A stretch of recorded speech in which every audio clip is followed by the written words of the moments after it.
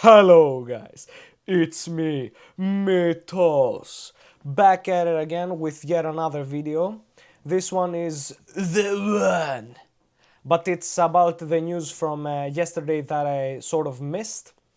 So first and foremost, we're going to start with Milo Larat, son of Devon Larat. So he went and did a match in his new home, Australia, against Pona.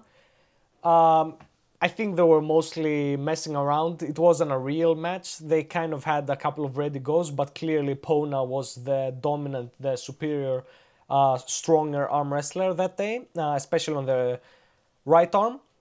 And then if you don't want me to spoil it, I won't say what happened with the results, but I will say that the right one wasn't really close and the left one was closer.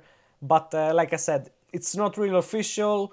Milo never really got revved up, so it was just a fun, having a good time, passing time sort of video. So good stuff. I really look forward to seeing Milo competing more. He has really good energy, and I really hope the best for him. And on to the next one. Ryan Blue Bowen, now called Ryan and Shetna. He made a new video about Devon Larratt versus Vitali.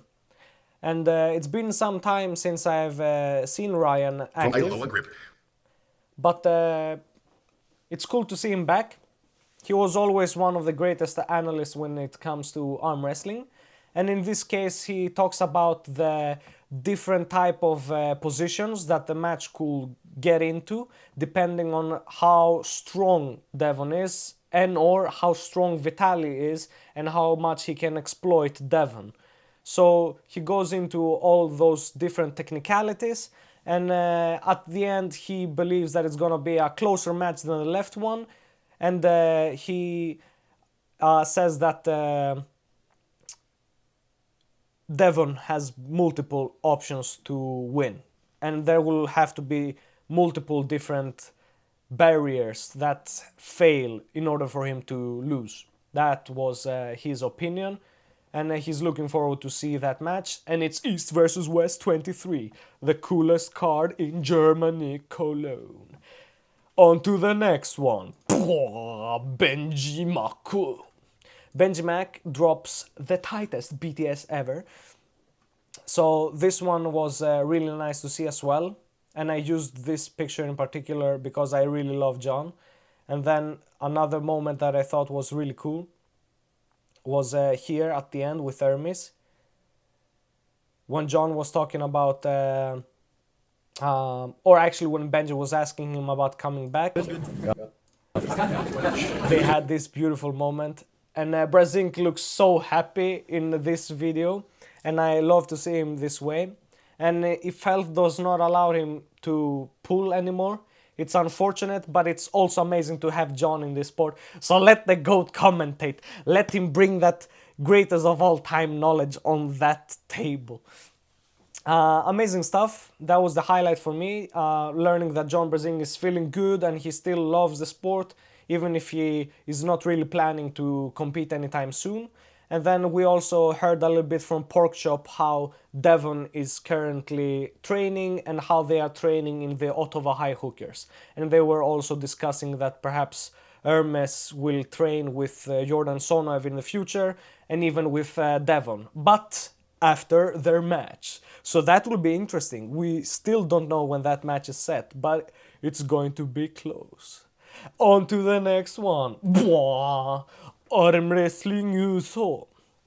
So when it comes to arm wrestling news, he's pumping out content. And the two ones that I want to talk about is the last ones that he made. Devon Larratt knows something, and Levan is not the strongest arm wrestler. Let's start with Devon Larratt knows something. So in this video, it's basically a breakdown of what Devon felt on the left arm and how he could incorporate what he knows now from the left and how he can fight Vitali on the right. And it feels like it's going to be a different match altogether. And when it comes to the next one, Levan is not the strongest arm wrestler. It's a bit tongue-in-cheek, it's a bit of fun, poking fun. He was actually talking about the left arm, because Levan has never really won a big title on the left arm. And the only credible win he has is on Vitali on the left arm, because before he got injured. But on that match, it was also a Vitali that had lost against Oleg Zok, and it was a Levan that wasn't really peaked, and a Vitali that wasn't really peaked. So we really don't know where his level is at, and we will see if he comes back exactly what will happen. And it will be really cool to see Levan pulling more.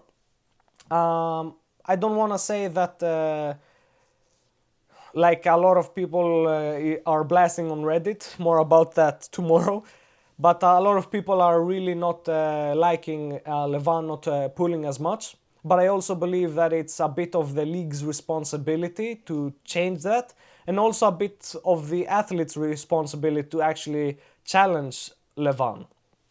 And then, of course, as a champion, it will be cool to see him pulling more, of course. I mean, it's always great to see champions prove themselves time and time again, and really putting that dominant force and even that inspiration, the inspiration to want to chase, to become greater, to chase the stars. And that's pretty much it. That's pretty much all the videos. Really cool stuff from yesterday, and looking forward to see what is going to happen tomorrow. But until then, I will see you around. Check the description below for code MythosArts, 5% off the East vs West store with the merchandise and other stuff like that. For now, peace out.